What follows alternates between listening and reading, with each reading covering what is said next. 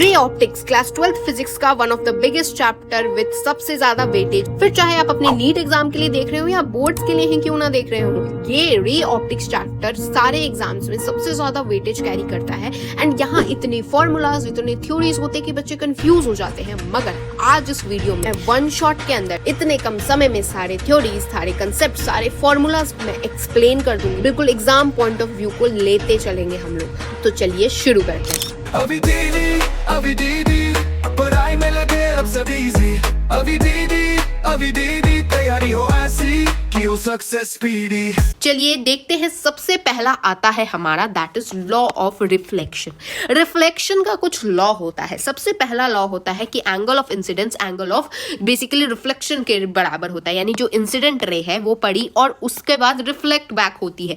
इसमें अगर आप नॉर्मल एक ड्रॉ करेंगे तो नॉर्मल के साथ जो इंसिडेंस रे ये वाला एंगल बना रही है और जो रिफ्लेक्टेड रे ये वाला एंगल बना रही है, दोनों का एंगल क्या बराबर होता है। ये है पहला लॉ ऑफ रिफ्लेक्शन। दूसरा है इंसिडेंट रे, रिफ्लेक्टेड रे और जो नॉर्मल है दोनों ही सेम प्लेन पे होते हैं। आप यहां देख सकते हैं इंसिडेंट रे, रिफ्लेक्टेड रे और जो नॉर्मल है वो तीनों ही सेम प्लेन पे है। यहां पर वैलिड है सारे टाइप ऑफ सर्फेसेस के लिए, स्मूथ, कर्व्ड या रफ कोई भी हो, ये चीज वैलिड होती है। देखिए स्मूथ के लिए ऐसे ऐसे तो दिख रहा है, बट अगर आप कर्व्ड के लिए देखेंगे तो आपको लगेगा यार ये तो बिखर गया। बिखरा नहीं है। अगर आप हर रे को, अगर एक पर्सनली हर रे को निकाल के देखिए, पहले इस रे को जैसे देखिए तो इसका नॉर्मल यहां पड़ेगा, इसका इंसिडेंट, इसका जो रिफ्लेक्टेड होगा, दोनों सेम ही होने वाला है एंगल। मतलब हर रे के लिए वो इक्वल है, भले ही आपको ऐसे टेढ़ा मेढ़ा दिख रहा होगा। प्लेन क्या है, जितनी डिस्टेंस पे ऑब्जेक्ट है उतनी पे ही इमेज बनती है। देखिए यहां से रे गई, यहां से रिफ्लेक्ट बैक होगी, यहां से एक रे गई, यहां से रिफ्लेक्ट बैक होगी। अब इसका अगर आप ट्रेस करेंगे तो ट्रेस करने पे पीछे जो होगे वहां पर इमेज की फॉर्मेशन होती है। ये जो दुनिया होती है ये रियल वर्ल्ड होती है। वही जो आपके मिरर के पीछे की दुनिया होती है उसको क्या बोलते हैं, वर्चुअल वर्ल्ड बोलते हैं, जो टेंड टू अपीयर होता है। थोड़ी आपके मिरर के पीछे एक और आप जैसा इंसान खड़ा है, नहीं, ये बस टेंड टू अपीयर एक वर्चुअल वर्ल्ड है और ये है आपका रियल वर्ल्ड। ओके, नाउ यहाँ पर इमेज फॉर्मेशन, एक प्लेन मिरर कैसे इमेज का फॉर्मेशन करता है, उसके कुछ प्रॉपर्टीज होते हैं। सबसे पहला, जितनी डिस्टेंस पे ऑब्जेक्ट रखा रहेगा उतने ही डिस्टेंस पे इमेज होगा। यानी ऑब्जेक्ट इधर रखा है तो इमेज भी इधर ही बनने वाली है। इतनी दूरी और इतनी दूरी जो है वो इक्वल ही होने वाली है। जितने साइज का ऑब्जेक्ट है उतने साइज का ही इमेज बनेगा। जितने साइज का ऑब्जेक्ट आपने रखा है उतने साइज का इमेज बनता है। अब आप जो अपने चेहरा देखते हैं मिरर में, क्या आप अपना चेहरा देखते हो तो आपका चेहरा बड़ा दिखता है? नहीं, जितने साइज के आप है उतना ही दिखता है।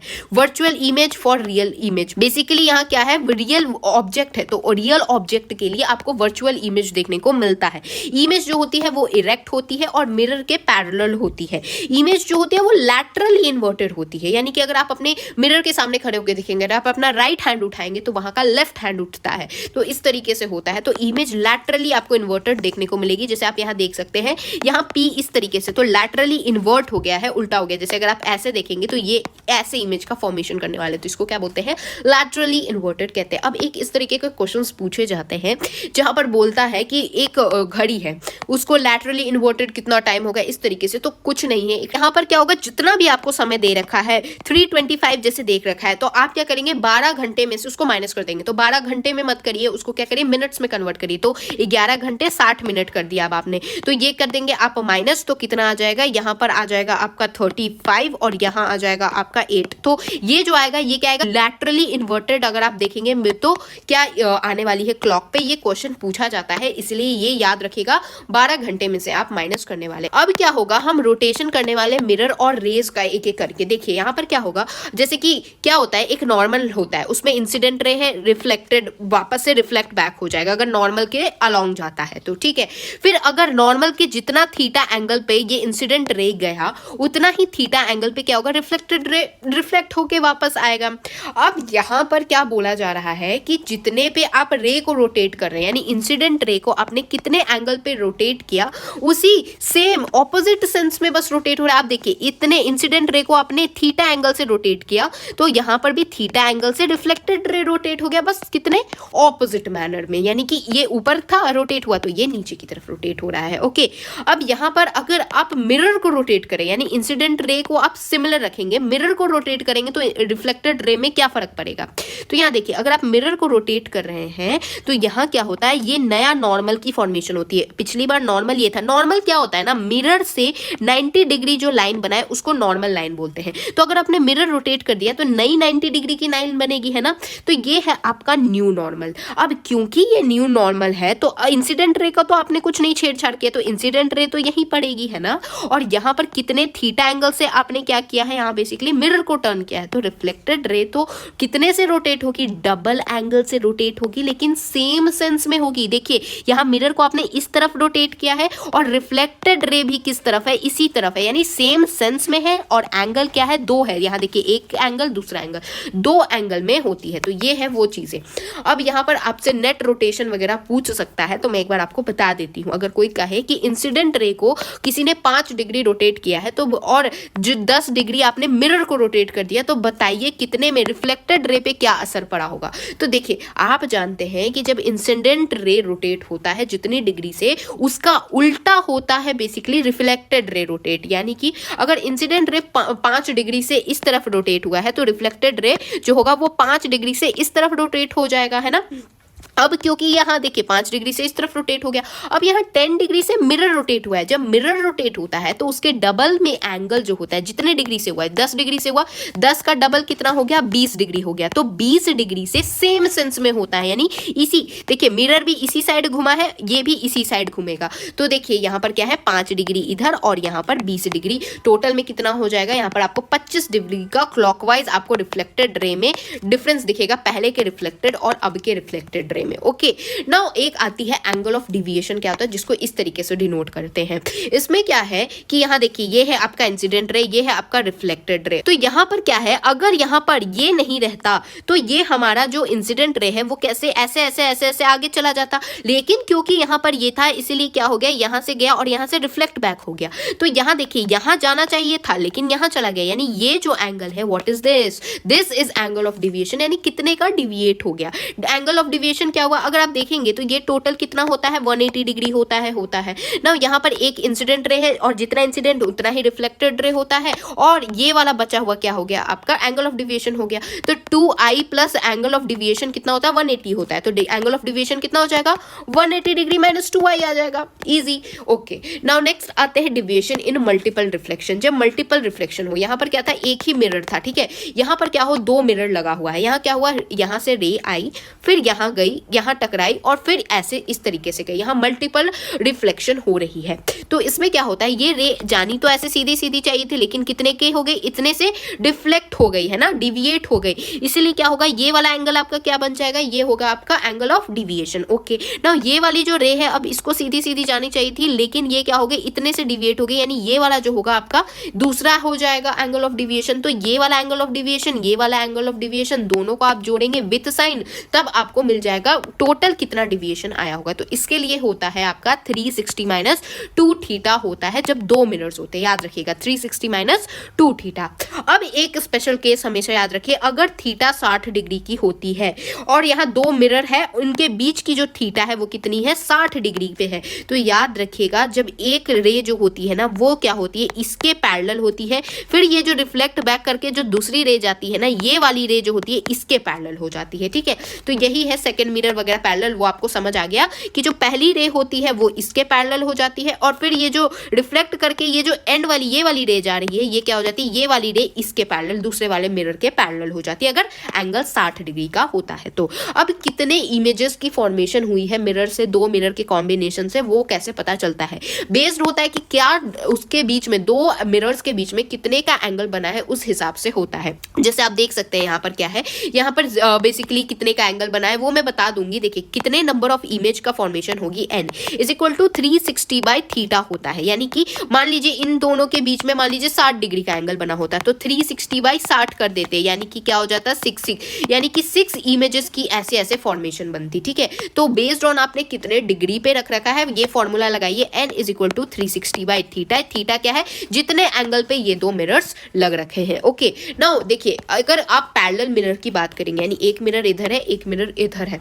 तो यहाँ पर क्या होती है, आपकी थीटा हो जाती है 0 डिग्री, 0 डिग्री हो जाती है। इसीलिए यहाँ पर क्या होता है, अगर आप 360 बाई थीटा वाले फॉर्मूला में 0 पुट करेंगे तो 360 बाई 0, इसलिए आपका इन्फिनिटी आएगा। इसीलिए जब दो पैरेलल मिरर्स होते हैं तो आपको इन्फिनिटी इमेज देखने को मिलेगी। क्यों? क्योंकि यहाँ पर बार बार रिफ्लेक्शन होते जाता है, इस तरीके से होती जाती है। अब इसमें एक क्वेश्चन आ सकता है कि बताइए, जैसे क्या होता है ना कि इन्फिनिटी तो इमेज बनती है मगर कुछ दूरी पे बनती है, फिर नेक्स्ट दूरी पे बनेगी, फिर नेक्स्ट दूरी पे एक इमेज बनेगी, इस तरीके से बनती है। तो आपसे पूछा जा सकता है कि पहली इमेज बताइए कहाँ फॉर्म होगी, सेकंड इमेज कहाँ फॉर्म होगी, थर्ड इमेज कहाँ फॉर्म होगी। तो बहुत आसान है, देखिए एक है मिरर 1, एक है मिरर 2, इसमें आपने कुछ ऑब्जेक्ट रख रखा है ना, इससे इतनी दूर पे क्या है, इसको है कोई ए डिस्टेंस पे है, और इस ऑब्जेक्ट से इस मिरर की दूरी कितनी है, कुछ बी डिस्टेंस पे है, और ये टोटल डिस्टेंस क्या है, कुछ डी डिस्टेंस है। अब जो पहला इमेज की फॉर्मेशन होगी वो क्या होगी, वो ए डिस्टेंस वाली ही यहाँ होगी, और ये क्योंकि ये बी है तो पहली इमेज यहाँ बी डिस्टेंस वाली ही इमेज फॉर्मेशन होगी।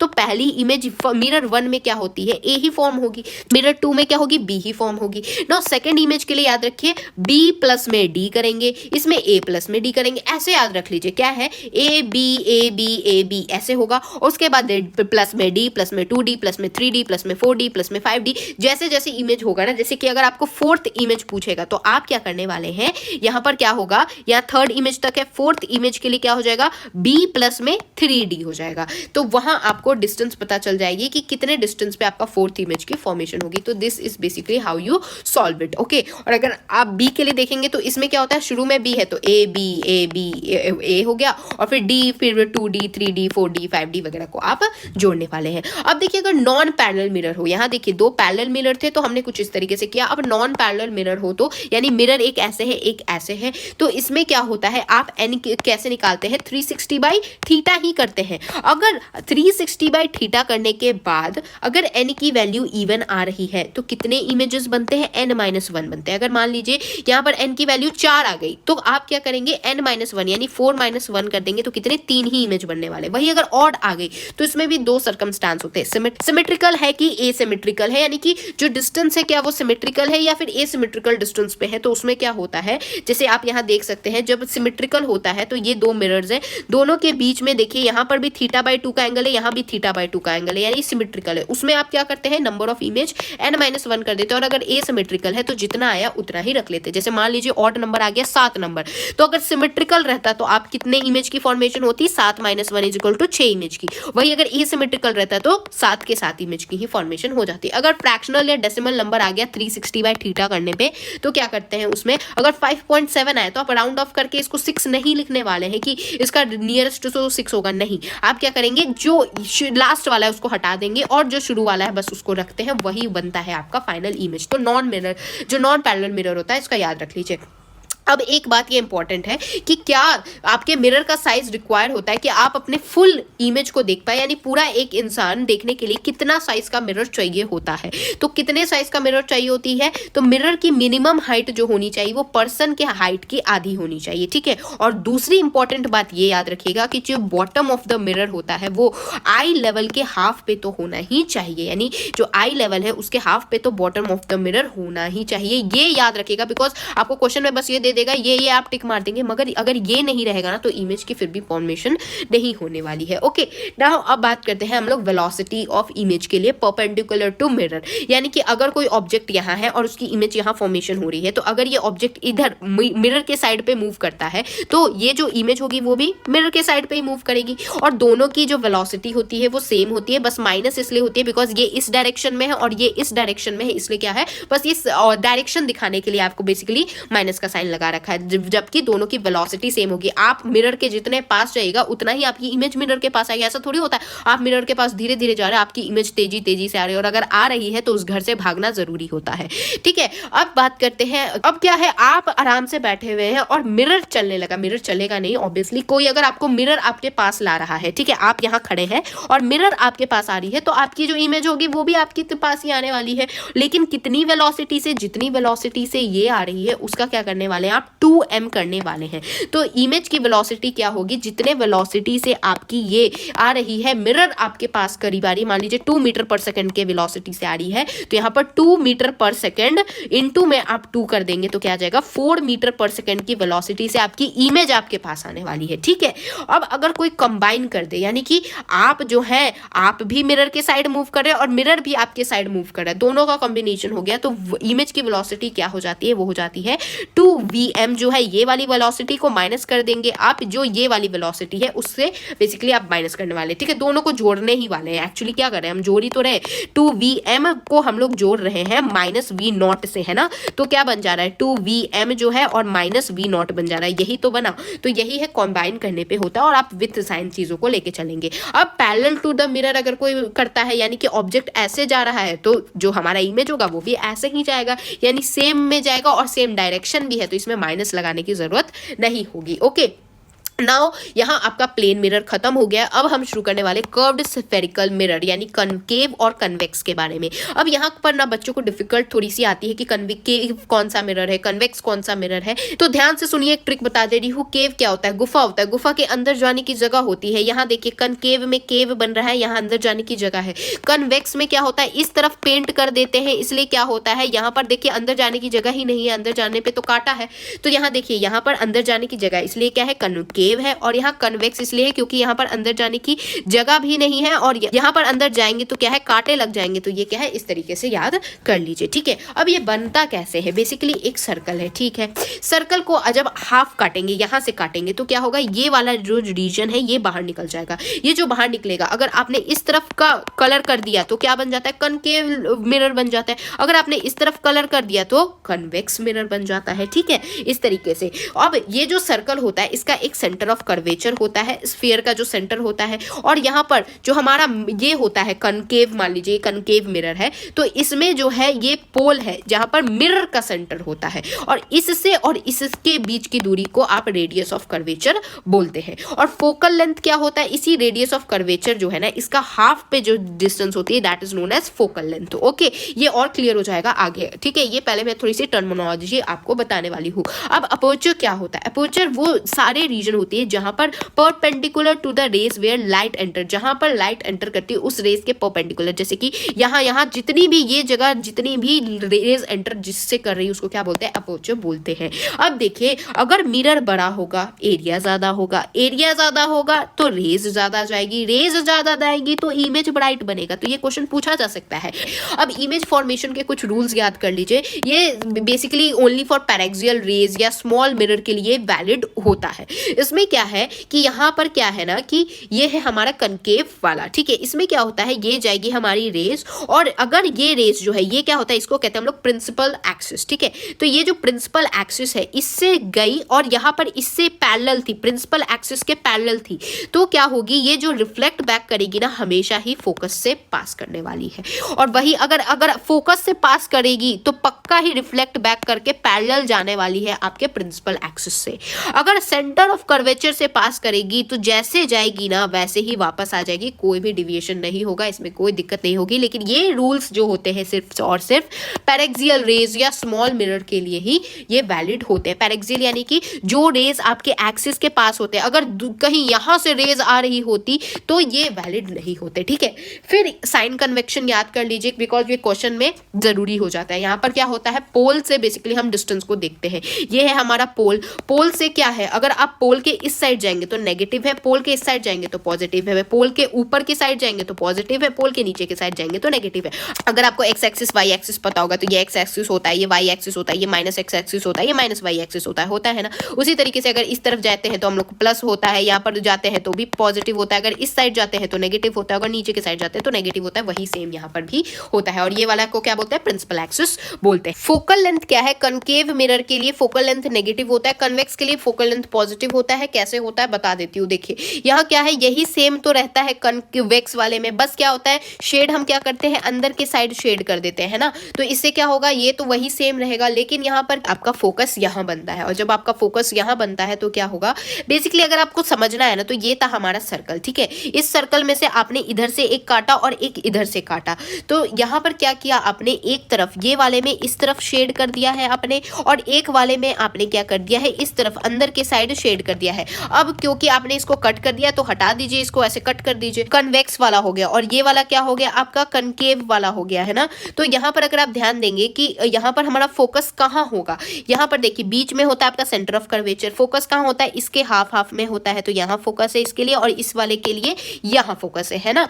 तो अगर आप ध्यान देंगे तो किधर है अब फोकस, आप बताइए। कन्वेक्स के लिए इस साइड है, इस साइड है यानी पॉजिटिव है, वही कनकेव के लिए देखिए फोकस इस साइड है तो नेगेटिव है, यही यहाँ पर गिवन है। ऐसे तो आप बस याद कर लीजिए, मैंने आपको विजुअलाइज भी करवा दिया है। अब कनकेव मिरर के सारे रे डायग्राम एक बार देख लेते हैं कैसे होता है, ठीक है। यहाँ पर कनकेव मिरर जो होता है इसको क्या बोलते हैं, कन्वर्जिंग भी बोलते हैं, बिकॉज कनकेव क्या होता है कोई भी रे आती है तो उसको कन्वर्ज कर लेता है। ऐसे याद रखिए कि ये क्या होगा, देखिए ये बेसिकली क्या है इस तरीके से है, तो इसमें क्या है कोई भी रे आएगी तो इसको कैच करने वाला है, कन्वर्ज कर लेगा। बल्कि अगर आप इसका देखिएगा ऐसे, यानी कोई भी रे आएगी तो ये बिल्कुल ऐसे हाथ खुला छोड़ के बैठा हुआ है, यानी कि ये क्या कर देता है डाइवर्ज कर देता है। तो कनकेव अगर आप मिरर का देखेंगे तो क्या होता है, देखिए इसमें जितने भी रूल्स है ना वो ही फॉलो होते हैं, जो रूल मैंने आपको बताया था कि अगर मिरर के इस साइड बनती है तो रियल इमेज बनती है, अगर मिरर के पीछे बनती तो वर्चुअल इमेज बनती। अगर इन्फिनिटी पे ऑब्जेक्ट है तो बनता कहाँ है, फोकस पे बनता है। अगर फोकस पे ऑब्जेक्ट है तो कहाँ बनता है, इन्फिनिटी पे बनता है। तो इन्फिनिटी पे ऑब्जेक्ट तो फोकस पे इमेज, फोकस पे ऑब्जेक्ट तो इन्फिनिटी पे इमेज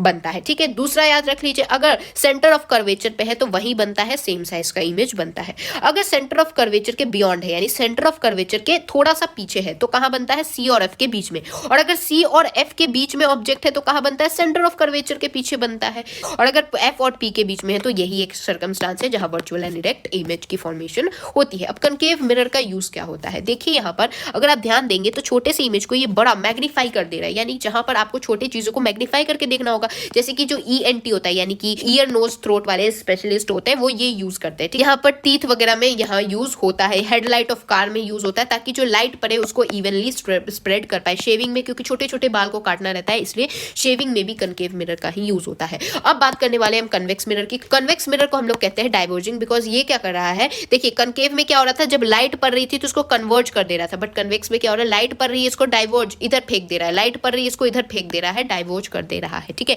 इसमें दो ही रे डायग्राम है, एक है इन्फिनिटी पे, एक है पोल और कहीं भी बीच में कहीं प्रेजेंट है, ठीक है। इसमें क्या होता है, जब इन्फिनिटी पे होती है तो फोकस पे फॉर्मेशन होती है, और कहीं भी अगर बीच में होती है तो यहाँ पर क्या होती है, कहीं भी अगर बीच में है तो आपको छोटी सी इमेज की फॉर्मेशन वर्चुअल ही आपको दिखने वाली है। तो आप देखेंगे दोनों में ही आपको वर्चुअल इमेज देखने को मिलती है, रियल इमेज कन्वेक्स में देखने को नहीं मिलती है, और इरेक्ट हमेशा ही होती है यानी सीधी इमेज ही बनती है। और यहाँ पर आप देख सकते हैं जब इन्फिनिटी पे होता है तो हाईली डिमिनिश्ड यानी बहुत छोटी इमेज बनती है, जबकि यहाँ पर आप देख सकते हैं पोल के पास रहती है तो यहाँ पर छोटी सी ही इमेज बनती है, यानी आप देखिए दोनों में ही छोटी इमेज बन रही है। यहाँ पर क्या है, इरेक्ट ही इमेज बन रही है, उल्टी इमेज कहीं नहीं बन रही है, और क्योंकि इरेक्ट हर जगह बन रही है तो वर्चुअल तो बन ही रही है, ठीक है। तो यहाँ पर इसीलिए हम क्या इसको यूज करते हैं वो भी जान लीजिए। यहाँ पर हम यूज करते हैं इसको, हम लोग के अपने कार के जो होते हैं ना उसमें शीशे में यूज करते हैं, बिकॉज हमें क्या देखना होता है, पीछे सारी जितनी ट्रैफिक आ रही है उसको देखना होता है। अब हम नहीं चाहते कि एक ट्रक को बहुत बड़ा करके दिखाते हैं हमारा मिरर, और बस एक ट्रक को हमको थोड़ी देखना, हमको पूरी ट्रैफिक को देखना है। क्यों यहाँ यूज करते हैं, क्योंकि यहाँ पर याद रखिएगा ये क्वेश्चन बेसिकली पूछा जाता है, क्योंकि यहाँ पर इमेज फॉर्मेशन ये हमेशा ही स्मॉल करता है, चाहे वो इन्फिनिटी पे हो या फिर यहाँ पोल के पास हो, हमेशा ही इमेज फॉर्मेशन स्मॉल होती है। इसलिए आपको हर चीजें स्मॉल स्मॉल, आपको सब वाइड रेंज आपको देखने को मिलेगी। सीधी इमेज की फॉर्मेशन होती है, ये नहीं कि ट्रक आपको उल्टा दिख रहा है, सीधे ही हमेशा इमेज की फॉर्मेशन होगी, और इसका फील्ड ऑफ विजन ज्यादा होता है बिकॉज इट्स अ डाइवर्जिंग, है ना। अब यहाँ पर कुछ फॉर्मूलाज याद कर लीजिए, इसी से सारे क्वेश्चन बन जाएंगे आपके। ओके, एक फॉर्मूला है 1/v प्लस में 1/u is equal to 1/f होता है, और सब चीजें आप साइन के साथ पुट करने वाले हैं। कनकेव के लिए क्या होता है, जो हमारा फोकल लेंथ होता है वो नेगेटिव होता है, कन्वेक्स के लिए क्या होता है, आपका फोकल लेंथ पॉजिटिव होता है। ये चीजें याद करके आपको लिखनी पड़ेगी, ठीक है। सब चीजें आप साइन के साथ ही रखने वाले हैं। अब यहाँ पर perpendicular to the principal axis magnification का क्या फॉर्मूला होता है, मैग्निफिकेशन का होता है height of image divided by height of object, यानी -v/u होता है, या फिर इसको क्या लिख सकते हैं, f/f - u। ये बहुत इंपॉर्टेंट फॉर्मूला है, अगर आपको कहीं फोकल लेंथ गिवन हो तो आप आराम से निकाल निकाल सकते हैं, ठीक है। ये बहुत रेयर यूज में आता है, ठीक है। यहाँ पर एक और फॉर्मूला होती है, that is u is equal to f1 minus 1/m, इस तरीके से भी निकाल सकते हैं। अगर आपको मैग्निफिकेशन गिवन हो तो अगर आपको u निकालना है तो आप निकाल सकते हैं। तो अगर आपकी मैग्निफिकेशन की वैल्यू 1 से ज्यादा आती है तो यानी एनलार्ज बनेगी, अगर 1 से कम आएगी तो छोटी इमेज बनेगी, और अगर 1 के बराबर आएगी तो सेम साइज की इमेज बनती है, जैसे प्लेन मिरर में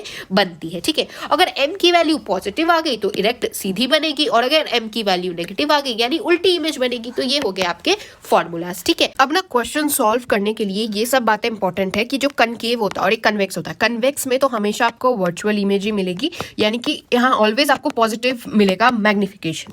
वही कनकेव में आपको रियल और वर्चुअल दोनों मिलता है, जो कि मैंने आपको बताया था। तो इसमें m जो होता है वो नेगेटिव होता है रियल वाले के केस में, और वर्चुअल वाले के केस में m जो होता है वो पॉजिटिव आता है, यानी आपका मैग्निफिकेशन क्या आता है, ठीक है। अब बात करते हैं हम लोग लॉन्गिट्यूडनल मैग्निफिकेशन की, यानी कि अलोंग द प्रिंसिपल एक्सिस, यानी ये लगा हुआ है आपका मिरर, ये है आपका ऑब्जेक्ट। अब इसका जो आपका इमेज बन रहा है वो यहाँ बन रहा है, यानी लॉन्गिट्यूडनल इसका मैग्निफिकेशन हो रहा है।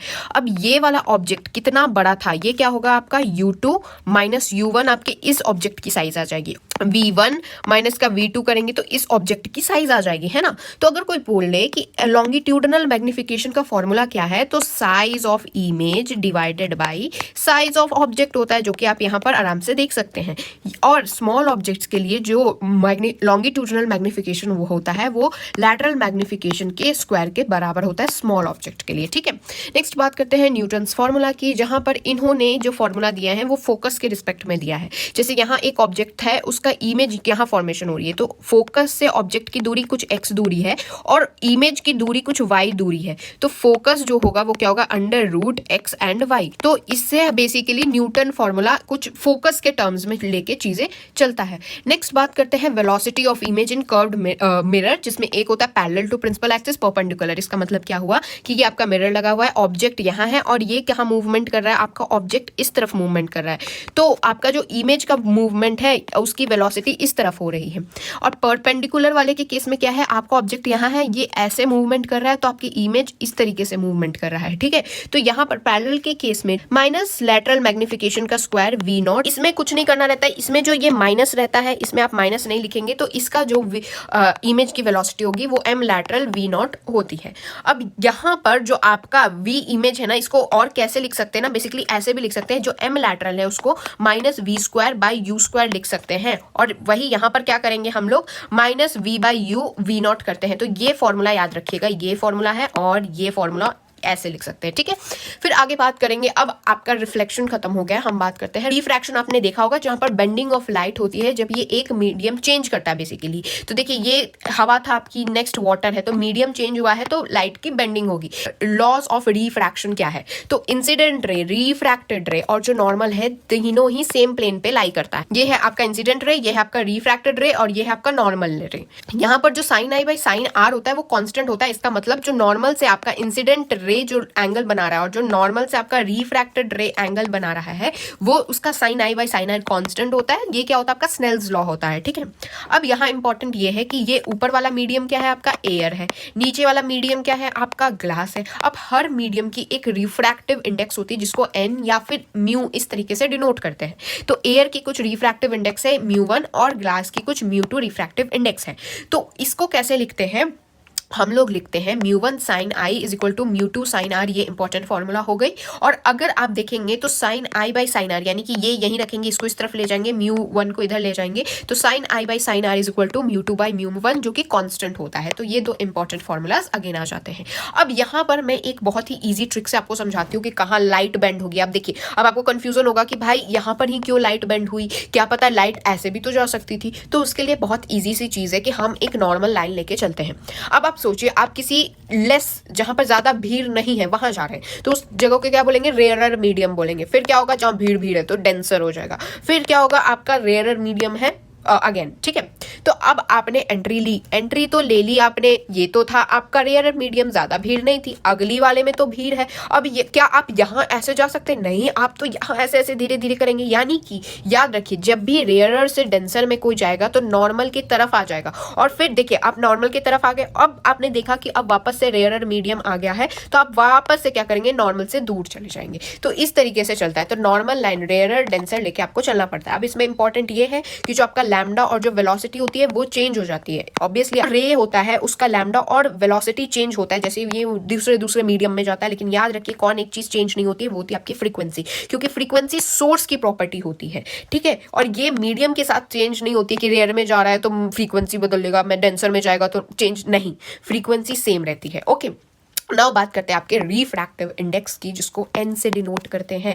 रिफ्रैक्टिव इंडेक्स जो होता है वो speed of light in given medium with respect to vacuum, यानी कि वैक्यूम के विथ रिस्पेक्ट टू आपके लाइट का स्पीड क्या है उस मीडियम में, इसका फॉर्मूला होता है n is equal to c by v, और v को हम लिख सकते हैं फ्रीक्वेंसी इंटू लैम्डा, तो c is equal to frequency into आपका लैम्डा हो जाता है, फ्रीक्वेंसी इंटू लैम्डा हो जाता है। तो फ्रीक्वेंसी ये हुआ और लैम्डा ये हुआ, तो इससे क्या कंक्लूजन निकला कि जो आपका रिफ्रैक्टिव इंडेक्स होता है, refractive index is inversely proportional to frequency, यानी अगर फ्रीक्वेंसी बढ़ेगी तो आपका रिफ्रैक्टिव इंडेक्स घटेगा, और अगर ये घटेगी तो ये बढ़ेगा। और यहाँ पर ये इनवर्सली प्रोपोर्शनल है अगेन लैम्डा के, यानी अगर लैम्डा घटेगा तो म्यू बढ़ेगा, और अगर लैम्डा बढ़ेगा तो म्यू घटेगा। ये हो गया, ठीक है। अब देखिए म्यू की वैल्यू वैक्यूम के लिए 1 होती है, एयर की ऑलमोस्ट 1 होती है, और सारे मीडियम की म्यू ज्यादा होती है 1 से, ठीक है। अब फैक्टर्स क्या है, नेचर ऑफ मीडियम क्या है वो फैक्टर डिपेंड करता है, वेवलेंथ ऑफ इनकमिंग लाइट क्या है वो डिपेंड करता है, टेम्परेचर क्या है, नेचर ऑफ सराउंडिंग मीडियम क्या है, ये आपके कुछ फैक्टर्स है। रिफ्रैक्टिव इंडेक्स क्या होगा आपका, है ना। तो अब बात करते हैं रिफ्लेक्टेड और रिफ्रैक्टेड रे आर परपेंडिकुलर, यानी क्या होता है इंसिडेंट रे, रिफ्लेक्टेड रे और रिफ्रैक्शन भी होती है। तो अगर रिफ्लेक्टेड और रिफ्रैक्टेड क्या होते हैं, अगर परपेंडिकुलर हो जाते हैं तो जो म्यू होता है वो tan i के बराबर होता है, और tan i तो आप समझ ही रहे हैं, और म्यू तो है आपका क्या, रिफ्रैक्टिव इंडेक्स। ओके, बात करते हैं एंगल ऑफ डिविएशन की रिफ्रैक्शन में, रिफ्लेक्शन में भी बात की थी, रिफ्रैक्शन में बात करते हैं। तो रिफ्रैक्शन में क्या होता है, जैसे देखिए इंसिडेंट रे है, ये रिफ्लेक्टेड रे है, जानी कहाँ चाहिए थी, यहाँ जानी चाहिए थी, लेकिन कहाँ मुड़ गई, ऐसे मुड़ गई, यानी आपका डिविएशन कितने का हो गया, इतने का हुआ होगा, ये वाला डिविएशन है ना। तो वो क्या होता है, आपका डिविएशन होता है r माइनस का i, यानी ये टोटल r था, माइनस में आपने ये वाला i कर दिया, यानी ये वाला और ये वाला सेम है। तो अगर आपने r में से इतना दूर हटा दिया तो इतना दूर आपको एंगल मिल जाएगा, वही होगा आपका डिविएशन, कितना एंगल का डिविएशन हुआ है। अब यहाँ पर इंपॉर्टेंट ये है कि अगर r बड़ा होता है i से तो r माइनस i करेंगे, अगर i बड़ा होता है r से तो i माइनस r करते हैं, ठीक है। अब एक इंपॉर्टेंट चीज है कि ग्लास का जो म्यू होता है वो 3/2 होता है, दैट इज 1.5 होता है। वाटर के लिए 4/2 होता है, दैट इज 1.3 होता है। ये इंपॉर्टेंट रखिएगा याद, क्योंकि अभी मैं एक बहुत इंपॉर्टेंट चार्ट बताने जा रही हूँ। यहाँ पर देखिए हमने एक ऊपर मीडियम लिया है एयर, हमने नीचे मीडियम लिया है वाटर। ये जो आपका रिफ्रैक्टिव इंडेक्स होता है ना, इसको हम लोग स्पीड ऑफ लाइट के टर्म्स में भी लिख सकते हैं। तो अगर कोई बोले कि रिफ्रैक्टिव इंडेक्स इसका बताइए, तो क्या होता है, speed of light in medium 1 divided by speed of light in medium 2।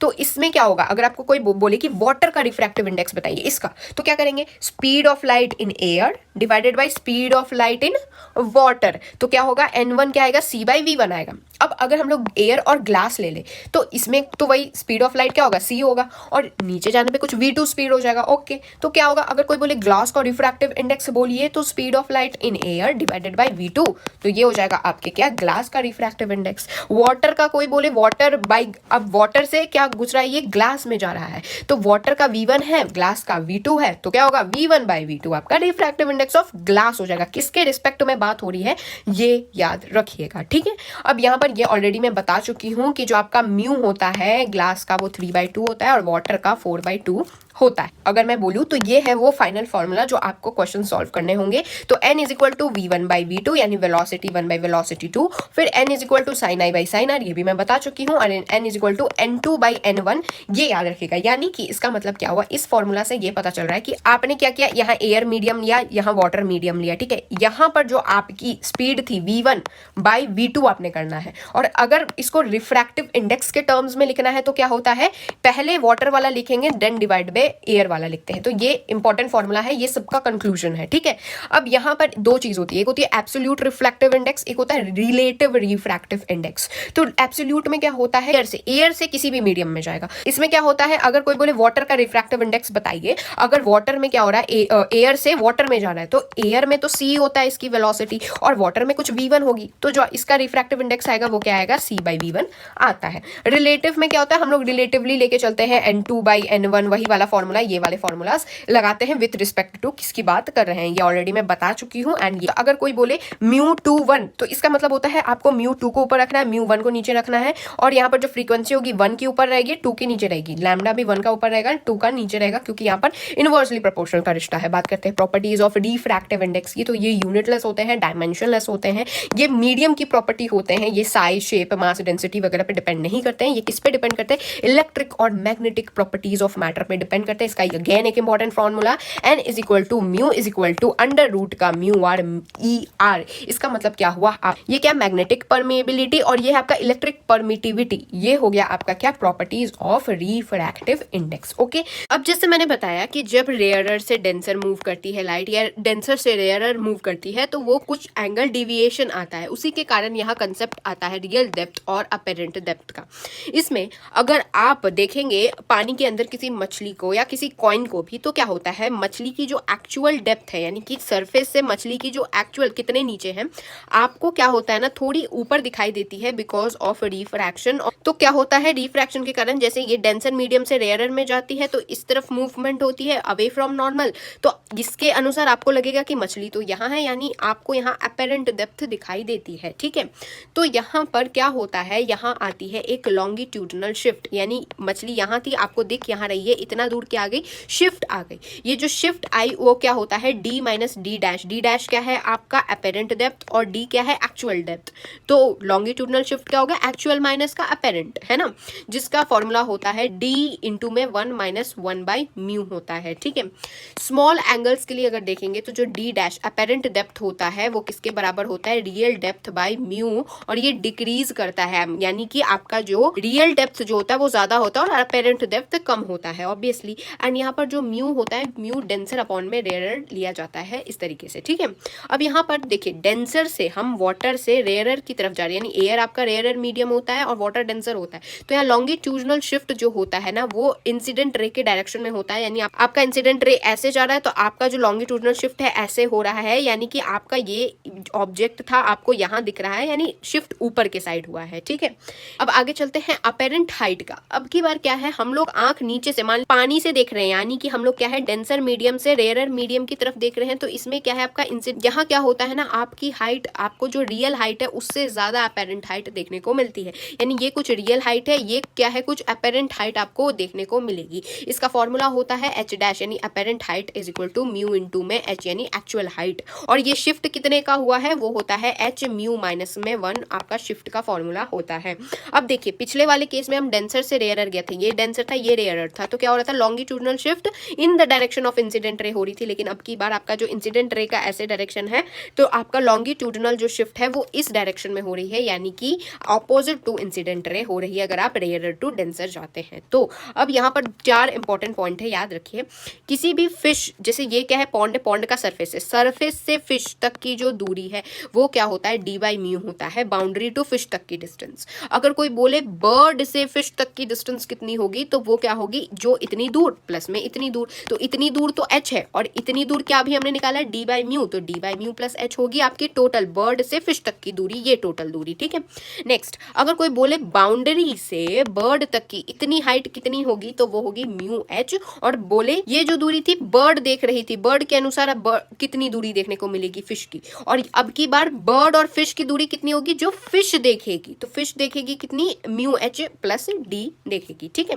Now next एक इंपॉर्टेंट क्वेश्चन जो कि पूछा जाता है, जिसमें बोला जाता है कि एक बबल एक स्लैब के अंदर है जो कि कुछ इधर से t2 डिस्टेंस पे है, इधर से देखेंगे तो t1 डिस्टेंस पे है, आपको जो अपेरेंट दिख रहा है वो क्या है, t1/μ, और यहाँ क्या दिख रहा है, t2/μ दिख रहा है। तो बताइए टोटल थिकनेस ऑफ स्लैब कितना है। तो कुछ नहीं करना है, इसका बहुत इजी सा ट्रिक है कि जो भी आपको 2 दिया हुआ हो, जैसे यहाँ पर दिया हुआ है कि एक साइड से देखने पे 5 सेंटीमीटर दूर दिख रहा है, अदर साइड से देखने पे 10 सेंटीमीटर दूर दिख रहा है, तो कुछ मत करिए, 5 प्लस में 10 इंटू में म्यू कर दीजिएगा तो आपको टोटल थिकनेस मिल जाएगी, ठीक है।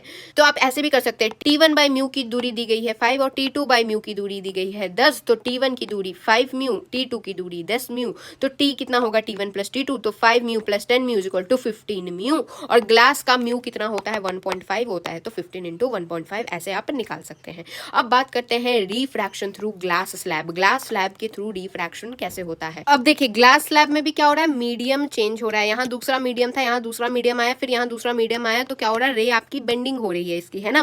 तो इसमें देखा जाए तो एक आपका इंसिडेंट रे होता है, देन वो क्या होता है आपका रिफ्रैक्टेड रे होता है, एंड देन क्या होता है आपका इमर्जेंट रे होता है। इंसिडेंट रे का एंगल क्या होगा, इंसिडेंट एंगल कहलाएगा, जो इमर्जेंट का होगा वो इमर्जेंट एंगल कहलाएगा, और जो आपका रिफ्रैक्टेड होगा वो रिफ्रैक्टेड एंगल कहलाएगा ऑब्वियसली। ना यहाँ पर जो आपका इंसिडेंट रे है वो अगर आप देखेंगे और जो आपका इमर्जेंस रे है, दोनों जो होता है ना उनके बीच का ये जो शिफ्ट आ गया वो ही होता है आपका लैटरल शिफ्ट, और इसका फॉर्मूला होता है t sine i minus r divided by cos r, और स्मॉल एंगल के लिए क्या होता है i t 1 minus 1 by mu, i क्या लेते हैं हम लोग रेडियन में लेते हैं, ठीक है। यहाँ पर जो टी होता है, टी क्या है आपका thickness of the glass slab होता है, ओके।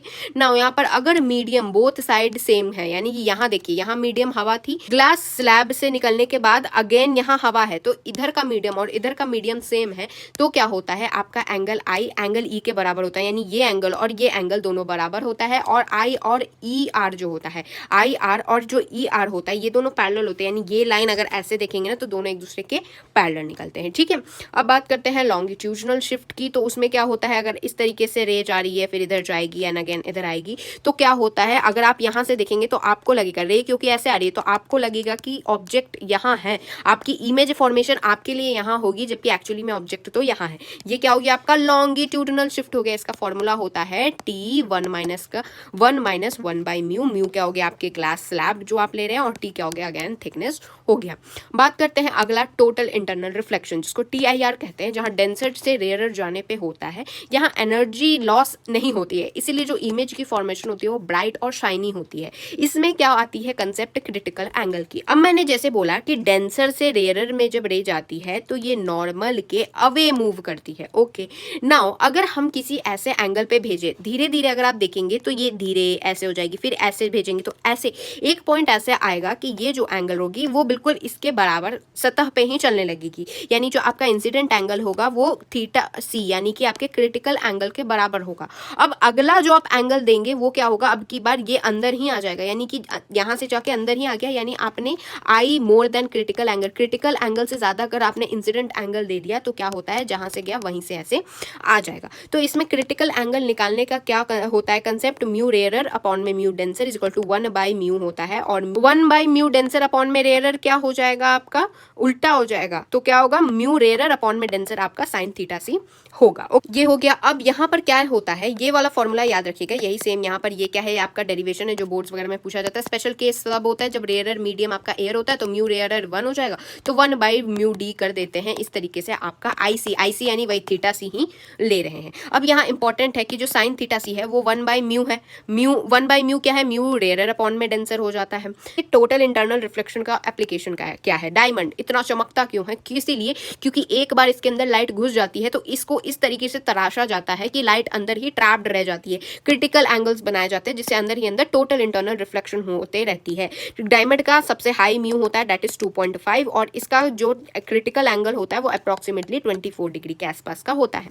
नेक्स्ट ऑप्टिकल फाइबर्स, दो दिवाली लाइट्स जो आपने देखे होंगे, दिवाली में ऐसे वाले कुछ लोग लगाते हैं, तो इसमें क्या होता है, एक होता है क्रेडिंग, एक होता है इनर कोर। हम कुछ ऐसा करते हैं कि जो क्रेडिंग का म्यू है और जो इनर कोर का म्यू है, इनर कोर का म्यू ज्यादा रखते हैं इस तरीके से कि एक बार लाइट अंदर गई तो अंदर ही टोटल इंटरनल रिफ्लेक्शन होते रहता है, एनर्जी का लॉस नहीं होता, और कुछ इस तरीके से आपको देखने को मिलता है। बात करते हैं आपका यहाँ प्रिंसिपल ऑफ ऑप्टिकल फाइबर, यानी ये जो आप ऑप्टिकल फाइबर देख रहे हैं इसका किस प्रिंसिपल पे ये काम करता है, तो इसमें कुछ नहीं है। इसमें क्या होता है, एक इंसिडेंट रे अंदर जाती है, ये हो गया आपका रिफ्रैक्टेड रे, फिर हम कुछ ऐसा कर देते हैं कि ये यहाँ से निकल जाना चाहिए था लेकिन ये निकलता ही नहीं है, ये अंदर ही ट्रैप हो जाता है। तो ये क्या होना, हमने कुछ ऐसा थीटा, और ये थीटा कितना लेते हैं हम लोग, थीटा सी यानी कि आपके क्रिटिकल एंगल से ज्यादा थीटा लेंगे, तो इस तरीके का हम लोग सेटअप बनाते हैं। तो इसका इंपॉर्टेंट फॉर्मूला है साइन आई मैक्स कितना होता है, वो अंडर रूट का म्यू 1 का स्क्वायर माइनस म्यू 2 का स्क्वायर होता है। यानी एक बार रे एंटर कर देती है किसी भी एक फेस से, तो यहाँ पर अब उसके परपेंडिकुलर जो फेस होगा, इस फेस से एंटर किए तो उसका जो परपेंडिकुलर पर्टिकुलर वाला फेस है, यानी इस फेस पे क्या होता है यहाँ पर TIR होती है। फिर नेक्स्ट एप्लीकेशन आता है मिराज का, जिसमें क्या होता है, देखिए ऊपर की हवा होती है ठंडी हवा, डेंसर एयर, जो हॉट सरफेस के पास वाली ये वाली हवाएं क्या होती हैं, वार्म एयर यानी रेयरर एयर। अब क्या होता है, जब ये इस तरीके से कूल डेंसर से रेयरर की तरफ जाती है तो हमें अपेरेंटली जो है ना इसकी शैडो कुछ इस तरीके से दिखती है, विच इज मिराज, जो ऐसा लगता है कि सामने कुछ ऐसे पानी सी कोई सतह है, बल्कि वो कुछ नहीं होती है, ये कूल डेंसर के कारण ही होती है। नेक्स्ट एप्लीकेशन है प्रिज्म का। प्रिज्म दो तरीके के होते हैं, एक जो होता है जो क्राउन ग्लास से बनता है, एक फ्लिंट ग्लास से बनता है। क्राउन ग्लास से जो बनता है वो ज्यादा क्लियर होता है, फ्लिंट ग्लास वाला जो होता है वो डिस्पर्सिव पावर इसकी ज्यादा होती है। अब प्रिज्म का काम क्या होता है, TIR का कैसे कराता है, तो ये 90 डिग्री से भी डिविएट कर सकता है, 180 से भी कर सकता है, और without deviation and size difference image invert भी कर सकता है। कैसे, अगर 90 डिग्री से डिविएट करना है, जैसे पेरिस्कोप में अंडर वाटर ये कैसे होता है, 45 डिग्री 90 डिग्री, ये क्या होगा, रे ऐसे जाएगी ऐसे चली जाएगी, यानी 90 डिग्री से डिविएट हो गई। इसमें क्या लेना पड़ता है, राइट आइसोसेलेस प्रिज्म लेना पड़ता है। नेक्स्ट डिविएशन बाय 180 डिग्री के लिए रे ऐसे जाएगी, यहाँ TIR हुआ ऐसे गई, यहाँ TIR होगी ऐसे गई, तो क्या हुआ 180 डिग्री से आपकी डिविएट हो गई। अगर आपको बिना किसी डिविएशन या साइज डिफरेंस के इमेज को इन्वर्ट करना है, यानी इमेज ऐसी थी आपको ऐसा इमेज चाहिए बिना किसी साइज डिफरेंस के, जैसे और सारे जो आपके कनकेव कन्वेक्स लेंस मिरर जो भी वो क्या करते हैं साइज डिफरेंस कर देते, इसमें साइज डिफरेंस नहीं चाहिए, तो क्या होगा कुछ इस तरीके से आपकी रे डायग्राम बनेगी और ये आपको क्या मिल जाएगा, उल्टी इमेज मिल जाएगी बिना किसी साइज डिफरेंस के। अब बात करते हैं आपका सर्कल ऑफ विजन क्या होता है, ये भी TIR का कंसेप्ट है। इसमें क्या होता है, अगर पानी में कोई ऑब्जेक्ट है तो इसका एक सर्कल ऑफ विजन होता है, उस विजन के बाद से क्या होने लगती है, वो क्रिटिकल एंगल, ये वाला जो आप देख रहे हैं ये वाला रे जो है वो क्रिटिकल एंगल, ये दोनों रे जो है वो क्रिटिकल एंगल जितने हैं, इसलिए क्या हो गया सरफेस से ही पास कर गए, उसके नेक्स्ट वाले जो गए वो क्या हुआ, वो अंदर ही अंदर चले गए, क्योंकि वो क्रिटिकल एंगल से ज्यादा हो गए। तो जो विजन का है जगह वो बस इतनी जगह विजन की रही। ये जो विजन होता है इसमें क्या होता है, आपका एरिया होता है πr², वो तो आपको पता ही होना चाहिए, और जो r होता है इसका रेडियस कितना होगा, वो होगा आपका h अपॉन में अंडर रूट का म्यू का स्क्वायर -1 होता है। ठीक है, h क्या है आपका, कितना हाइट आपका ऑब्जेक्ट है उसमें। ठीक है, अब बात करेंगे पूरा डिटेल में प्रिज्म क्या है। प्रिज्म का केस में कुछ भी नहीं है। प्रिज्म में क्या होता है आपका, एक ये आपका प्रिज्म है, प्रिज्म में एक होता है ये जो आप देख रहे हैं ये है प्रिज्म का रिफ्रैक्टिंग एंगल, जिसको कैपिटल A से मोस्टली डिनोट करते हैं।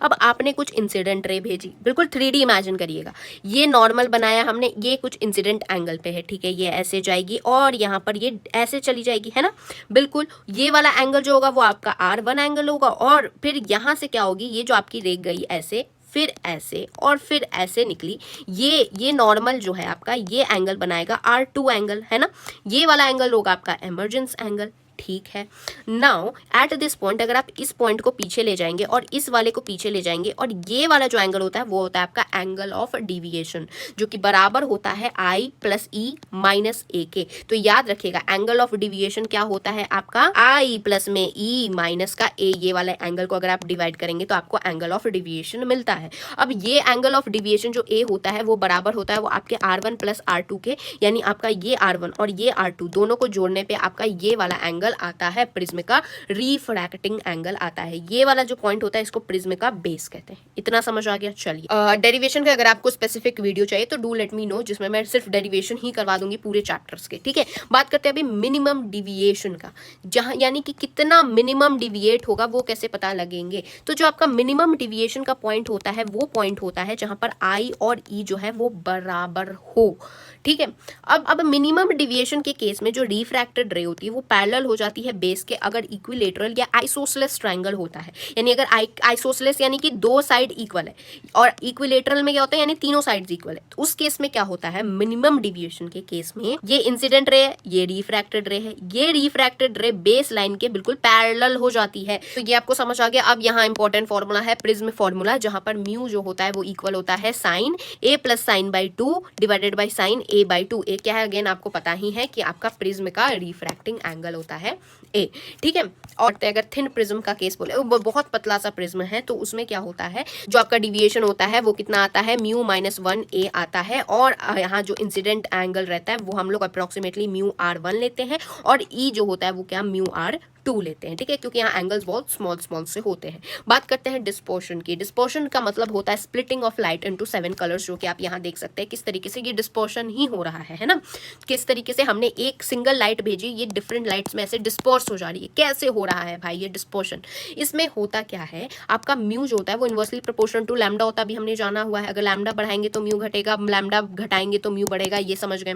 अब इसमें जब आपने एक लाइट भेजी तो क्या होता है, जो आपका विबज्योर कलर होता है, violet, indigo, blue, green, yellow, orange, red, red जो होता है सबसे ऊपर होता है, वायलेट सबसे नीचे हो जाएगा। क्यों होगा? वायलेट के केस में आपका लैम्डा कम होता है, इसलिए आपका म्यू ज्यादा होता है, इसलिए आपका डिविएशन भी ज्यादा होती है। यहाँ पर बस एक थोड़ा सा साइन का यहाँ डिफरेंस हो गया है, ये कम होता है, ठीक है।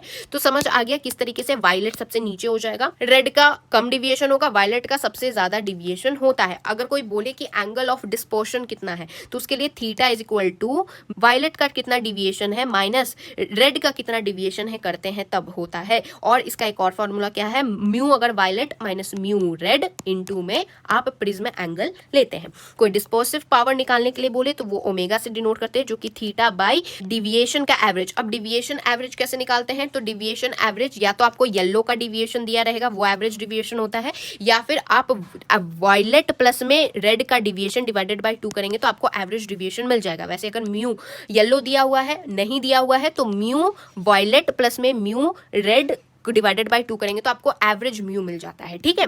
तो ये हो गया deviation violet minus deviation red divided by average deviation, है ना।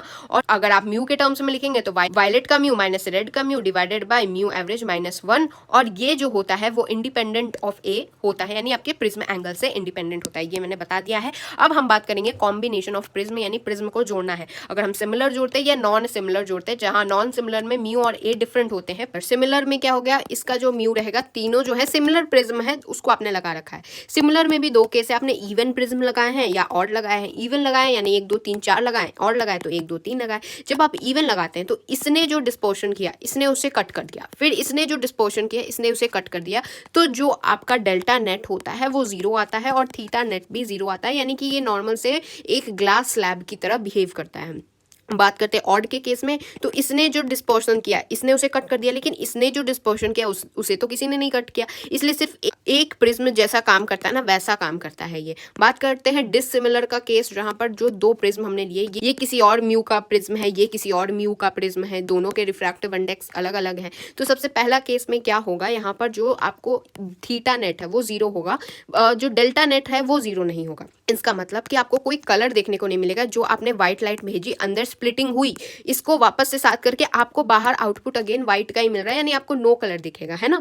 और थीटा नेट 0 होगा, इसका मतलब क्या हुआ कि थीटा 1 और थीटा 2 को जोड़ने पे 0 हो रहा है, यानी कि आपका जो थीटा 2 है वो माइनस ऑफ थीटा 1 है, ठीक है। तो इसके लिए इंपॉर्टेंट फॉर्मूला है mu V2 minus mu R2 into में आप लेंगे A2 is equal to minus mu V1 minus mu R2 into में A1 लेंगे। तो ये हो गया आपका ये केस। अगर बात करें, इस बार हमने क्या किया था, थीटा को 0 किया था, इस बार हम लोग को क्या करना है, डेल्टा नेट 0 करना है। Theta net is not equal to 0, तो जब डेल्टा नेट 0 होगा यानी कि डेल्टा 1 प्लस डेल्टा 2 0 होगा, और यहाँ पर डेल्टा 2 क्या होगा आपका माइनस ऑफ डेल्टा 1 के बराबर होगा। तो इसका क्या फॉर्मूला आएगा, mu 2 minus 1 A2 is equal to minus mu 1 minus 1 A1 होगा, ठीक है। अब बात करते हैं आपके रिफ्रैक्शन थ्रू स्फेरिकल सरफेस की। स्फेरिकल सरफेस में क्या होता है, इस तरीके का एक स्फेरिकल सरफेस होता है, एक ऑब्जेक्ट होता है, एक इमेज होता है, ये आपका कुछ u डिस्टेंस पे है, ये आपका इमेज जो है वो कुछ v डिस्टेंस पे है, ये इधर इस वाले जगह का क्या है म्यू 1 है रिफ्रैक्टिव इंडेक्स, ये वाली जगह का क्या है आपका म्यू 2 है रिफ्रैक्टिव इंडेक्स। तो इसके लिए क्या फॉर्मूला है, mu 2 by v minus mu 1 by U is equal to mu 2 minus mu 1 by R होता है। और कन्वेक्स के लिए आर पॉजिटिव होता है, कनकेव के लिए आर नेगेटिव होता है, ये तो पता ही होगा। अब अगर कोई बोले मैग्निफिकेशन कितना है, तो मैग्निफिकेशन होता है v by mu 2 divided by U by mu 1 is equal to height of image by height of object, यही होता है आपका मैग्निफिकेशन। तो ये अगेन दो फॉर्मूला आपको याद करने रहेंगे। अब शुरू करते हैं हम लोग लेंस। ओके, लेंस में एक होता है कन्वेक्स लेंस, एक होता है कनकेव लेंस। कन्वेक्स लेंस को हम लोग कन्वर्जिंग कहते हैं, कनकेव को डाइवर्जिंग कहते हैं। कन्वेक्स जो होता है कुछ इस तरीके का होता है, जहां रेज जो जाती है उसको एक जगह ये कन्वर्ज कर दे रहा है। जो आपका कनकेव लेंस होता है वो इस तरीके से जाएगी, तो ये क्या हो रही है आपकी डाइवर्ज हो जा रही है। अब लेंस में इमेज फॉर्मेशन का रूल क्या होता है? सबसे पहली बात ये इंपॉर्टेंट है कि जैसे जो आपका फोकस होता है, जैसे ये मिरर है तो यहाँ फोकस है, यहाँ पर क्या होता है सेंटर ऑफ कर्वेचर होता है। इतनी दूरी अगर 2 सेंटीमीटर है तो इतनी दूरी क्या होगी 2 सेंटीमीटर होगी, यानी कि फोकस का दुगना आपका सेंटर ऑफ कर्वेचर होता है। लेकिन यहाँ पर लेंस के केस में focus is not equal to r/2। Okay, now image formation का रूल है, अगर ये क्या हो गया आपका कन्वेक्स हो गया, ये हो गया आपका कनकेव। ठीक है, कन्वेक्स के केस में क्या होगा, ये इस तरीके से रे जब जाती है तो पैरेलल जाएगी तो क्या फोकस से पास करेगी, अगर बीच से जाएगी तो जैसे जाएगी वैसे ही वापस आ जाएगी, और अगर फोकस से पास करेगी तो आपके पैरेलल चली जाएगी। कनकेव के केस में क्या होता है, अगर ये पैरेलल जा रही है तो ऐसे चली जाती है और ये टेंड टू अपीयर कि इधर फोकस, यहाँ पर फोकस पे मिल रही है। तो यहाँ इंपॉर्टेंट बात यह है कि कन्वेक्स के केस में आपका फोकस पॉजिटिव रहता है, क्योंकि आप देखिए फोकस इस तरफ है यानी पॉजिटिव होगा, और यहाँ कनकेव के केस में फोकस नेगेटिव है क्योंकि आपका फोकस यहाँ है यानी नेगेटिव होगा। ठीक है, अब इसमें अब देखेंगे जो लेंस होते हैं, लेंस में ये थिन लेंस के लिए ही लिमिटेड होते हैं, medium on both sides of lens same होते हैं, और रेज को एज्यूम किया जाता है कि पैरेक्सियल है यानी एक्सिस के पास वाली रेज है, दूर वाली रेज को हम लोग नहीं कंसिडर करते हैं। लेंस फॉर्मूला निकल के आता है 1/v - 1/u = 1/f, और अगर आपको लैटरल मैग्निफिकेशन पता करना है तो v/u करते हैं, और अगर f के टर्म्स में लिखना है तो f/u + f करते हैं, जो कि इक्वल होता है आपके height of image by height of object के। ये आपके दो इंपॉर्टेंट फॉर्मूलाज निकल गए हैं। अब रे डायग्राम की बात कर लेते हैं। ऐसे तो c और 2f डिफरेंट होता है, अगेन मैं बार बार बता रही हूँ। ये वाला पॉइंट आपका f1 है, ये वाला पॉइंट f2 है, ये है 2f1, ये है 2f2। जो आपका रे डायग्राम्स चलते हैं इसको, और यहाँ पर मैं एक और लाई हुई हूँ फोटो, वहाँ पर आराम से देख सकते हैं। जब इन्फिनिटी पे होता है तो फोकस पे मिलेगा, अगर बियॉन्ड 2f1 होता है तो क्या पर बिटवीन f2 एंड 2f2 बनता है। वैसे ही अगर एट 2f1 बनता है तो कहाँ बनता है, ये आपका आगे बनता है 2f2 पे बनता है। अगर बिटवीन इन दोनों के बीच में होता है तो बियॉन्ड बनता है, और अगर एट f1 होता है तो आपका इन्फिनिटी पे बन जाता है। अगर आपका इमेज पोल और फोकस के बीच में रहता है तो आपका पीछे यहाँ पर इमेज बनता है। अब इधर इंपॉर्टेंट ये बात है, बच्चे कंफ्यूज हो जाते हैं, मिरर के केस में रियल अलग होता है, वर्चुअल अलग होता है। इतना इसका मतलब क्या हुआ, मिरर के केस में जो आपका इस तरफ होता है वहाँ वर्चुअल इमेज होता है और पीछे के साइड रियल इमेज होता है, मगर यहाँ पर क्या होता है, इधर रियल इमेज होता है और यहाँ वर्चुअल इमेज होता है। अगर आप इमेज फॉर्मेशन देखिएगा तो सब जगह क्या हो रही है, आपके रियल इमेज की फॉर्मेशन हो रही है, सिर्फ एक यही है जो आपका वर्चुअल इमेज की फॉर्मेशन हो रही है जब आपने पोल और f1 के बीच में ऑब्जेक्ट को रखा है। तो अब बात करते हैं आपके कॉनकेव के रे डायग्राम की। तो इसमें क्या है, अगर आप दो ही केस है, एक इन्फिनिटी पे, एक between infinity and optical centre यानी ये वाला पॉइंट। तो क्या है, आपका इमेज क्या होता है, जब इन्फिनिटी पे होता है तो f पे बनती है इमेज, सेम साइड पे बनती है। प्रॉपर्टी क्या होगी, वर्चुअल, इरेक्ट, हाईली डिमिनिश्ड होगी। अगर बिटवीन इन्फिनिटी एंड o रखते हैं तो बिटवीन f एंड o बनती है, सेम साइड पे बढ़ती है, वर्चुअल, इरेक्ट एंड डिमिनिश होती है। ठीक है, जैसे मिरर के लिए था वैसे अभी लेंस के लिए होगा। m लॉन्गिट्यूडनल क्या होगा, m लैटरल का स्क्वायर होगा, ये स्मॉल ऑब्जेक्ट्स के लिए होता है। वेलोसिटी कोई बोले तो वेलोसिटी ऑफ इमेज क्या आती है, v का स्क्वायर बाय u का स्क्वायर v0 आती है। उसके बाद जो आपका न्यूटन्स फॉर्मूला था, जहां हमने फोकस के टर्म्स में मिरर के लिए लिखा था, वैसे ही लेंस के लिए भी लिखते हैं। तो इसमें क्या होता है, X Y is equal to यहाँ -f² आता है। ठीक है, x क्या है, y क्या है, तो x आपका फोकस से इधर की दूरी है, y क्या है, फोकस से आपके इमेज की फॉर्मेशन की दूरी है। अब यहाँ इंपॉर्टेंट नोट पॉइंट ये है कि minimum distance between real image and real object in convex lenses 4f, यानी कि ये है आपका ऑब्जेक्ट, ये बना आपका इमेज, यहाँ से यहाँ तक की दूरी अगर 2f है तो यहाँ से यहाँ तक की दूरी 2f है, यानी कि यहाँ जो मिनिमम डिस्टेंस एक रियल इमेज और रियल ऑब्जेक्ट के बीच में होनी चाहिए वो कितनी होनी चाहिए, 4f से u - 2f पे है तो v + 2f पे होगी। यहाँ मैग्निफिकेशन कितनी की होती है, -1 की होती है। ठीक है, अब नेक्स्ट बात करते हैं लेंस मेकर फॉर्मूला की। लेंस मेकर फॉर्मूला क्यों यूज करते हैं, मिरर के केस में आपका फोकस डिफाइंड होता है कि फोकस क्या होता है, आपका सेंटर ऑफ कर्वेचर का आधा होता है। ठीक है, लेकिन लेंस के केस में ऐसा नहीं होता, मैं ऑलरेडी बता चुकी हूँ। इसलिए अगर आप देखेंगे कन्वेक्स के केस में तो ये वाला जो पार्ट है इसका r क्या होगा, आपका पॉजिटिव होगा। ये वाला जो पार्ट है इसका r2 जो होगा वो क्या होगा, नेगेटिव होगा। ठीक है, वैसे ही कनकेव की बात की जाए तो ये वाला जो सरफेस है, इस सरफेस के लिए r1 नेगेटिव होगा और इस सरफेस के लिए r2 पॉजिटिव होगा। अब यहाँ पर इंपॉर्टेंट फॉर्मूला है, कैसे आया, यहाँ क्या होता है, ये लेंस के अंदर का μ2 अलग होता है, बाहर के सरफेस का μ1 कुछ है, तो म्यू क्या होगा, μ2/μ1 होगा। ओके, इसीलिए 1/f is equal to μ - 1 1/r1 - 1/r2। ये important formula lens maker formula है। अगर आप बोर्ड्स के लिए प्रिपेयर कर रहे हैं तो आपको और डेरिवेशन इसका इंपॉर्टेंट होता है, पक्का एग्जाम में पूछा जाता है। बात करते हैं, एक होता है इक्वी कन्वेक्स, इक्वी कनकेव। इसका मतलब क्या हुआ, ये वाला और ये वाला दोनों का जो रेडियस ऑफ कर्वेचर आर है वो इक्वल है, तो वो क्या हो जाएगा, इक्वी कन्वेक्स या इक्वी कनकेव लेंस होता है। अगर इक्वी कन्वेक्स की बात की जाए तो यहाँ R1 जो इसका है और इसका जो R2 है दोनों ही बराबर है, बस साइन उल्टा हो रहेगा, इसका पॉजिटिव R होगा और इस वाले का नेगेटिव R होगा। ठीक है, तो इसके लिए दो फॉर्मूलाज आते हैं जो मैंने यहाँ F का फॉर्मूला बताया। इसमें जब हम पुट करते हैं तो कन्वेक्स के लिए ये फॉर्मूला आता है F के लिए और कनकेव के लिए ये फॉर्मूला आता है। अगर आप equi concave and convex lens लेते हैं तो कुछ नहीं है, कन्वेक्स के लिए R/2 μ-1 होता है, कनकेव के लिए -R/2 μ-1 होगा। अब यहाँ पर अगर कोई बोले ग्लास का बना एक इक्वी कन्वेक्स लेंस है तो उसका फोकस कितना होता है, R के ही बराबर होता है। अगर कोई बोले ग्लास का इक्वी कनकेव लेंस है तो उसका फोकस कितना होता है, -R के बराबर होता है। ठीक है, तो ये इंपॉर्टेंट है, याद हो गया। चलिए अब आगे बढ़ते हैं कि अगर हमने लेंस जो है वो जिस मीडियम में पड़ा है, मान लीजिए ये हवा में पड़ा था, हमने इस लेंस को उठा के किसी वाटर मीडियम चेंज कर दिए तो क्या चेंज होगा, इसका F चेंज हो जाता है। यानी जो एयर का वेरी फेमस एग्जांपल, जो अगर लेंस एयर में पड़ा है तो उसका अगर F R के बराबर है, तो अगर आपने उसको उठा के वाटर में डाल दिया तो उसका जो नया F आएगा वो 4F हो जाएगा, यानी उसका फोकस 4 टाइम्स ज्यादा हो जाएगा। फिर आगे बढ़ते हैं हम लोग, जो हमारा लेंस है ये μ2 इसका रिफ्रैक्टिव इंडेक्स है, बाहर μ1 कुछ रिफ्रैक्टिव इंडेक्स है।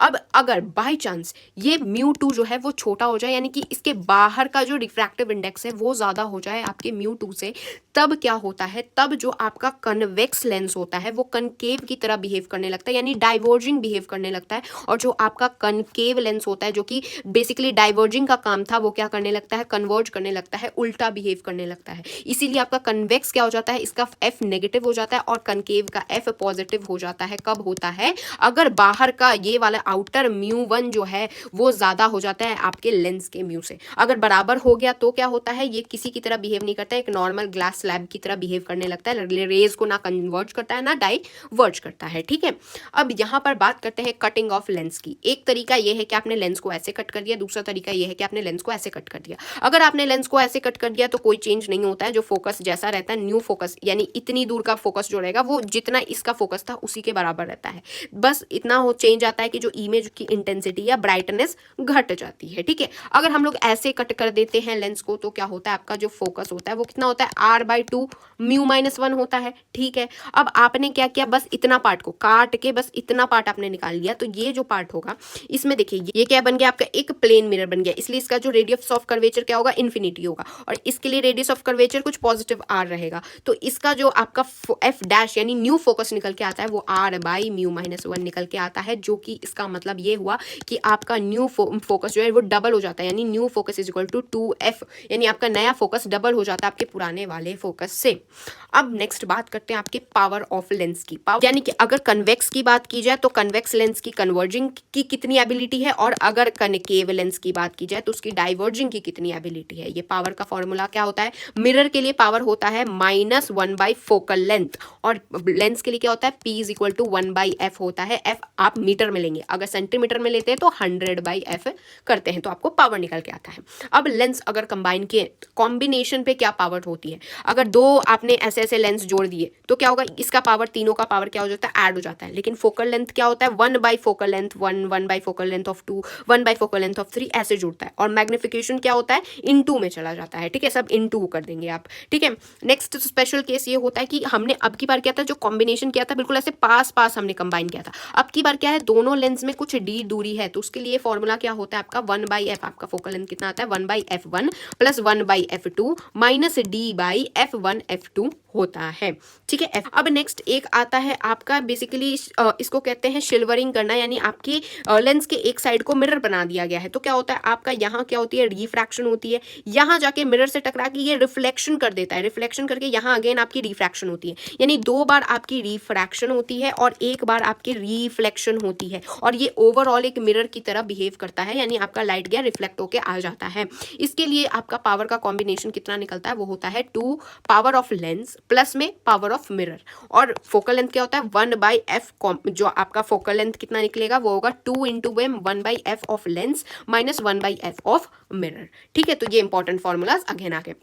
अब बात करते हैं कि कितने इमेज की फॉर्मेशन होगी अगर एक लेंस का म्यू डिफरेंट कर दिया जाए। यानी मतलब क्या हुआ कि मान लीजिए आपने ये लेंस लिया, इसका इतनी दूर पार्ट का कुछ म्यू 1 है रिफ्रैक्टिव इंडेक्स, इतनी दूर पार्ट का कुछ म्यू 2 रिफ्रैक्टिव इंडेक्स है, इतनी दूर पार्ट का कुछ म्यू 3 रिफ्रैक्टिव इंडेक्स है, तो कितनी इमेज की फॉर्मेशन होगी। तो अगर कोई ऑब्जेक्ट यहाँ रखा है तो उसकी इस तरीके से रे डायग्राम्स बनेंगी। तो क्या है, जितनी आपके वेरिएबल m होंगे, यहाँ 3 आपने लिए तो 3 इमेज की फॉर्मेशन होगी, अगर 4 अलग अलग होते तो 4 इमेज की फॉर्मेशन होती है, ऐसे होता है।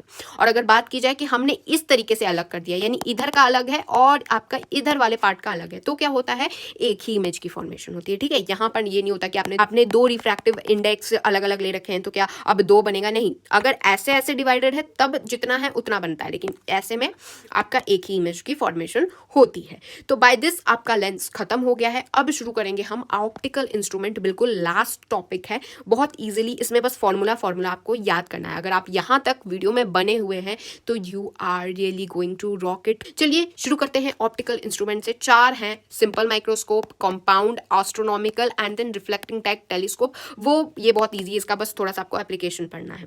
यहाँ बस थोड़ा सा बेसिक समझा देती हूँ।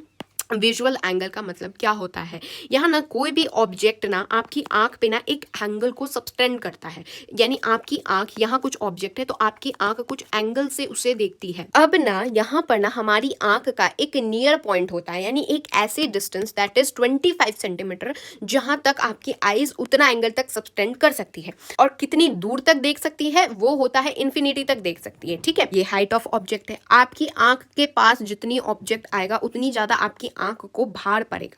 ठीक है, तो यहाँ क्या होती है, least distance of distinct vision, इसी को कहते हैं कि 25 सेंटीमीटर होती है हमारी आंखों के लिए, कि कितना पास आप ऑब्जेक्ट को रख लेंगे तब भी आप देख पाएंगे। इस तरीके से आप पुट करेंगे height of object x max हो गया ये 25, तो आपको जो थीटा मैक्सिमम थीटा होता है वो कितना आता है, height of object divided by D से आता है। तो अगर आप ऑब्जेक्ट को ज्यादा पास रखते हैं तो एंगल बढ़ता है, आपकी आंखों पे स्ट्रेन ज्यादा पड़ता है। अगर ऑब्जेक्ट दूर होता है तो एंगल घटता है, आपकी आंखों पे स्ट्रेन कम पड़ता है। ठीक है, इतना समझ आ गया। अभी हम किसकी बात करने वाले हैं, सिंपल माइक्रोस्कोप की बात करने वाले। ये बेसिक्स आपको पता चल गया। देखिए, सिंपल माइक्रोस्कोप में कुछ नहीं है, ये लिया हमने कन्वेक्स लेंस, यहाँ रखा हमने ऑब्जेक्ट बिटवीन एफ एंड ओ। यहाँ क्या होगा, हम लोग आंख यहाँ से देखेंगे तो क्या होता है, यहाँ पर आपको पीछे यहाँ पर एनलार्ज इमेज देखने को मिलती है, यानी वर्चुअल, इरेक्ट और मैग्नीफाइड इमेज देखने को मिलती है। ये डेरिवेशन ये बोर्ड्स वालों के लिए इंपॉर्टेंट है, वरना फॉर्मूला ये है कि जो मैग्नीफाइंग पावर होती है वो D/U होती है। ओके, एंड इसके भी 2 केसेस होते हैं, एक होता है रिलैक्स्ड आई का, एक होता है स्ट्रेन्ड आई का। स्ट्रेन्ड आई मतलब आपका D कितना हो गया, 25 सेंटीमीटर आपको पुट करना पड़ेगा। रिलैक्स्ड आई मतलब V इन्फिनिटी पे है, तो क्या आता है, आपका जो मैग्नीफाइंग पावर आता है वो D/F आता है, और स्ट्रेन्ड आई के लिए मैग्नीफाइंग पावर कितना आता है, 1 + D/F आता है। ठीक है, ये याद हो गया। यहाँ रिलैक्स्ड आई के लिए यूज होता है वो F के बराबर होता है, स्ट्रेन्ड आई के लिए 1/U = 1/F + 1/D होता है। ठीक है, ये जो होता है रिलैक्स्ड आई में ये मिनिमम मैग्निफिकेशन शो करता है, और स्ट्रेन्ड आई में ये मैक्सिमम मैग्निफिकेशन शो करता है, दैट इज 9x 9 टाइम्स होती है। तो ये हो गया सिंपल माइक्रोस्कोप। बात करते हैं कंपाउंड माइक्रोस्कोप का। तो कंपाउंड माइक्रोस्कोप में क्या होता है, एक यहाँ आपने छोटा सा लगा दिया कन्वेक्स लेंस, यहाँ आपने एक और कन्वेक्स लेंस बड़ा वाला लगा दिया है। इसमें क्या है, इसमें आपका यहाँ आपने ऑब्जेक्ट को रखा, इस ऑब्जेक्ट का रे डायग्राम बन के यहाँ पर इस ऑब्जेक्ट की यहाँ पर आपको इमेज फॉर्मेशन मिल रही है।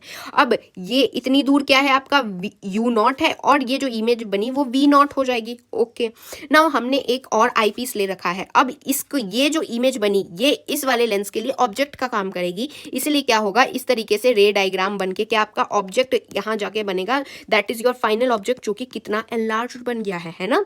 तो यहाँ पर ये जो ऑब्जेक्ट का काम कर रहा है वो क्या है, UE का काम करेगा, और ये वाला क्या होगा, आपका VE का काम करेगा। बहुत सारे डायग्राम्स में देखा गया है कि ये वाला जो इमेज की फॉर्मेशन है ना, यहाँ भी इमेज की फॉर्मेशन होती है। तो बात करते हैं कि आपका L कितना निकलेगा, तो L आपका निकलेगा V0 प्लस में UE के बराबर निकलता है आपका L, और जो MP होगा वो कितना होगा, V0/U0 × D/UE होता है। ठीक है, अब बात करते हैं ये जो आपका MP निकला, इसके भी 3 केसेस होंगे, रिलैक्स्ड आई, स्ट्रेन्ड आई या नॉर्मल एडजस्टमेंट का।